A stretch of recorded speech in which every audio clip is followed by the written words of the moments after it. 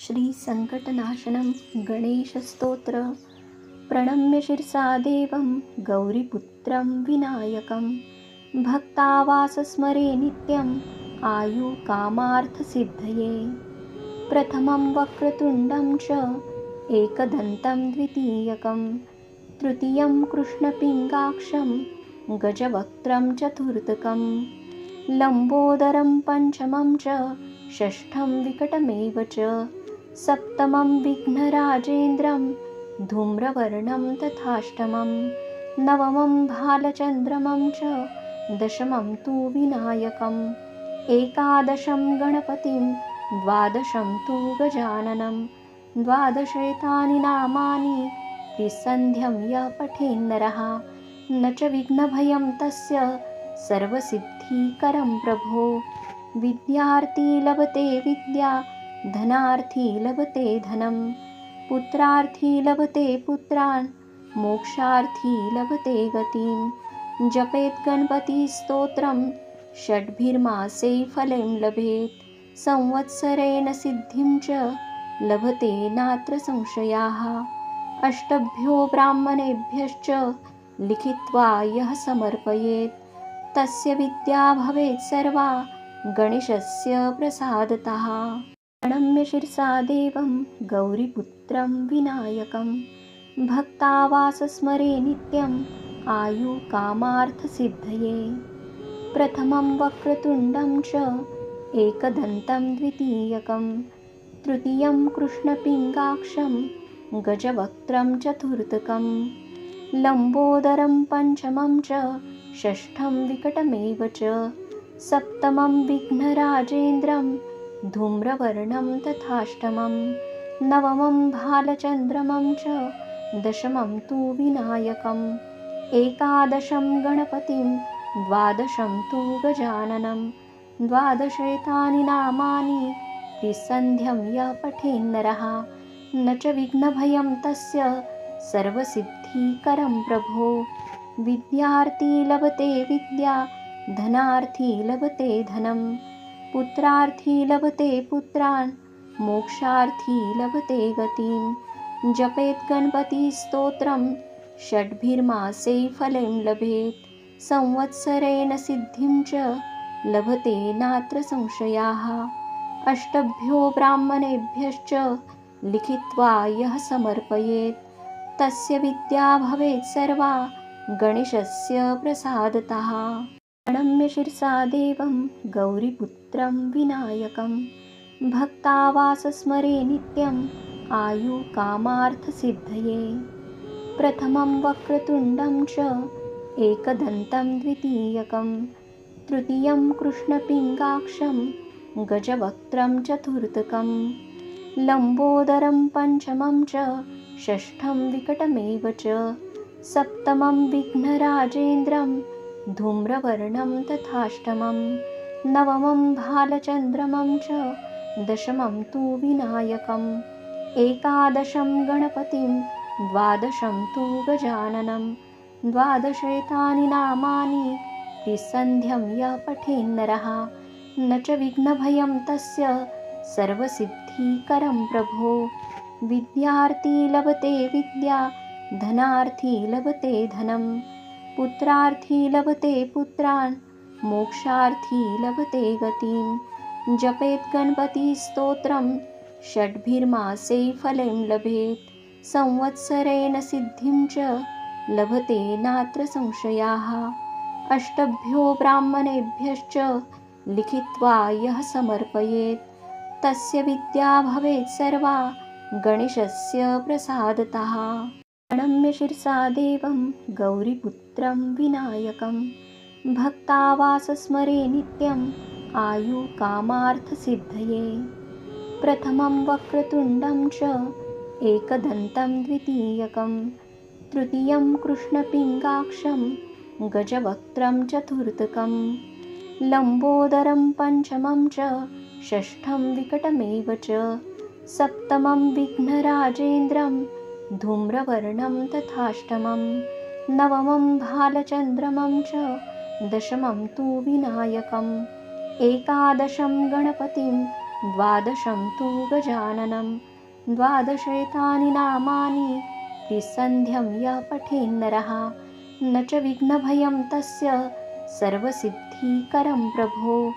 विद्यार्थी लभते विद्या धनार्थी लभते धनं पुत्रार्थी लभते पुत्रान् मोक्षार्थी लभते गतिं। जपेत् गणपतिस्तोत्रं षड्भिर्मासे फलं लभेत् संवत्सरेण सिद्धिं च लभते नात्र संशयाः। अष्टभ्यो ब्राह्मणेभ्यश्च लिखित्वा यः समर्पयेत् तस्य विद्या भवेत् सर्वा गणेशस्य प्रसादतः। प्रणम्य शिरसा देवं गौरीपुत्रं विनायकं भक्तावास स्मरे नित्यम् आयुकामार्थसिद्धये। प्रथमं वक्रतुण्डं च एकदन्तं द्वितीयकं तृतीयं कृष्णपिङ्गाक्षं गजवक्त्रं चतुर्थकं लम्बोदरं पञ्चमं च षष्ठं विकटमेव च सप्तमं विघ्नराजेन्द्रं धूम्रवर्णं तथाष्टमं नवमं भालचन्द्रमं च दशमं तु विनायकम् एकादशं गणपतिं द्वादशं तु गजाननं द्वादशैतानि नामानि त्रिसन्ध्यं यः पठेन्नरः न च विघ्नभयं तस्य सर्वसिद्धिकरं प्रभो। विद्यार्थी लभते विद्या धनार्थी लभते धनं पुत्रार्थी लभते पुत्रान् मोक्षार्थी लभते गतिं। जपेत् गणपतिस्तोत्रं षड्भिर्मासे फलं लभेत् संवत्सरेण सिद्धिं च लभते नात्र संशयाः। अष्टभ्यो ब्राह्मणेभ्यश्च लिखित्वा यः समर्पयेत् तस्य विद्या भवेत् सर्वा गणेशस्य प्रसादतः। प्रणम्य शिरसा देवं गौरीपुत्रं विनायकं भक्तावास स्मरे नित्यम् आयुकामार्थसिद्धये। प्रथमं वक्रतुण्डं च एकदन्तं द्वितीयकं तृतीयं कृष्णपिङ्गाक्षं गजवक्त्रं चतुर्थकं लम्बोदरं पञ्चमं च षष्ठं विकटमेव च सप्तमं विघ्नराजेन्द्रं धूम्रवर्णं तथाष्टमं नवमं भालचन्द्रमं च दशमं तु विनायकम् एकादशं गणपतिं द्वादशं तु गजाननं द्वादशैतानि नामानि त्रिसन्ध्यं यः पठेन्नरः न च विघ्नभयं तस्य सर्वसिद्धिकरं प्रभो। विद्यार्थी लभते विद्या धनार्थी लभते धनं पुत्रार्थी लभते पुत्रान् मोक्षार्थी लभते गतिं। जपेत् गणपतिस्तोत्रं षड्भिर्मासे फलं लभेत् संवत्सरेण सिद्धिं च लभते नात्र संशयाः। अष्टभ्यो ब्राह्मणेभ्यश्च लिखित्वा यः समर्पयेत् तस्य विद्या भवेत् सर्वा गणेशस्य प्रसादतः। प्रणम्य शिरसा देवं गौरीपुत्रं विनायकं भक्तावास स्मरे नित्यम् आयुकामार्थसिद्धये। प्रथमं वक्रतुण्डं च एकदन्तं द्वितीयकं तृतीयं कृष्णपिङ्गाक्षं गजवक्त्रं चतुर्थकं लम्बोदरं पञ्चमं च षष्ठं विकटमेव च सप्तमं विघ्नराजेन्द्रं धूम्रवर्णं तथाष्टमं नवमं भालचन्द्रमं च दशमं तु विनायकम् एकादशं गणपतिं द्वादशं तु गजाननं द्वादशैतानि नामानि त्रिसन्ध्यं यः पठेन्नरः न च विघ्नभयं तस्य सर्वसिद्धिकरं प्रभो। विद्यार्थी लभते विद्या धनार्थी लभते धनं पुत्रार्थी लभते पुत्रान् मोक्षार्थी लभते गतिं। जपेत् गणपतिस्तोत्रं षड्भिर्मासे फलं लभेत् संवत्सरेण सिद्धिं च लभते नात्र संशयाः। अष्टभ्यो ब्राह्मणेभ्यश्च लिखित्वा यः समर्पयेत् तस्य विद्या भवेत् सर्वा गणेशस्य प्रसादतः। प्रणम्य शिरसा देवं गौरीपुत्रं विनायकं भक्तावास स्मरे नित्यम् आयुकामार्थसिद्धये। प्रथमं वक्रतुण्डं च एकदन्तं द्वितीयकं तृतीयं कृष्णपिङ्गाक्षं गजवक्त्रं चतुर्थकं लम्बोदरं पञ्चमं च षष्ठं विकटमेव च सप्तमं विघ्नराजेन्द्रं धूम्रवर्णं तथाष्टमं नवमं भालचन्द्रमं च दशमं तु विनायकम् एकादशं गणपतिं द्वादशं तु गजाननं द्वादशैतानि नामानि त्रिसन्ध्यं यः पठेन्नरः न च विघ्नभयं तस्य सर्वसिद्धिकरं प्रभो। विद्यार्थी लभते विद्या धनार्थी लभते धनं पुत्रार्थी लभते पुत्रान् मोक्षार्थी लभते गतिं जपेत् गणपतिस्तोत्रं षड्भिर्मासे फलं लभेत् संवत्सरेण सिद्धिं च लभते नात्र संशयाः। अष्टभ्यो ब्राह्मणेभ्यश्च लिखित्वा यः समर्पयेत् तस्य विद्या भवेत् सर्वा गणेशस्य प्रसादतः। प्रणम्य शिरसा देवं गौरीपुत्रं विनायकं भक्तावास स्मरे नित्यम् आयुकामार्थसिद्धये। प्रथमं वक्रतुण्डं च एकदन्तं द्वितीयकं तृतीयं कृष्णपिङ्गाक्षं गजवक्त्रं चतुर्थकं लम्बोदरं पञ्चमं च षष्ठं विकटमेव च सप्तमं विघ्नराजेन्द्रं धूम्रवर्णं तथाष्टमं नवमं भालचन्द्रमं च दशमं तु विनायकम् एकादशं गणपतिं द्वादशं तु गजाननं द्वादशैतानि नामानि त्रिसन्ध्यं यः पठेन्नरः न च विघ्नभयं तस्य सर्वसिद्धिकरं प्रभो। विद्यार्थी लभते विद्या धनार्थी लभते धनं पुत्रार्थी लभते पुत्रान् मोक्षार्थी लभते गतिं जपेत् गणपतिस्तोत्रं षड्भिर्मासे फलं लभेत् संवत्सरेण सिद्धिं च लभते नात्र संशयाः।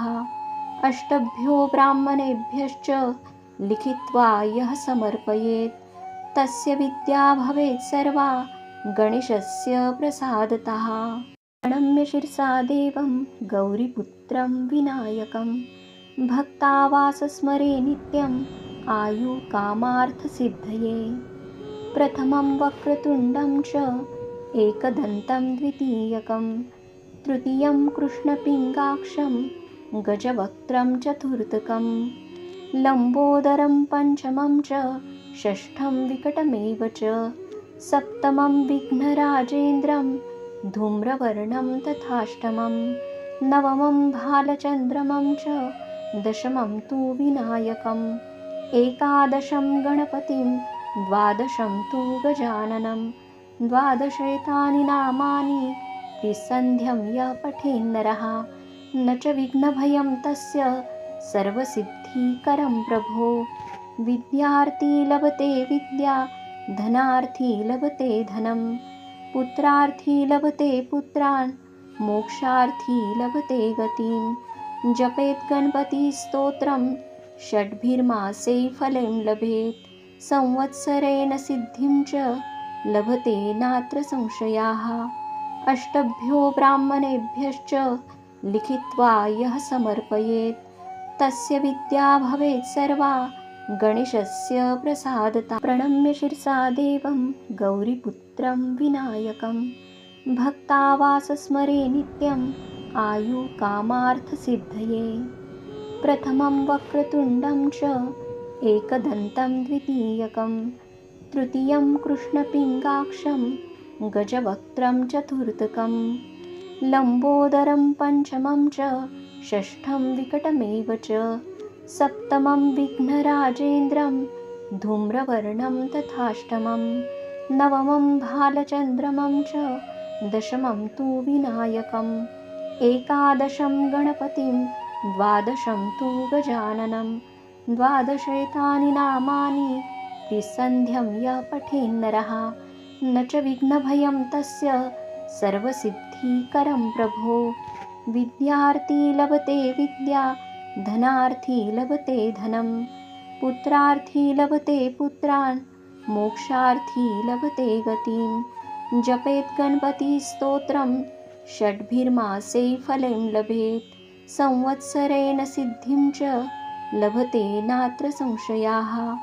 अष्टभ्यो ब्राह्मणेभ्यश्च लिखित्वा यः समर्पयेत्, तस्य विद्या भवेत् सर्वा गणेशस्य प्रसादतः।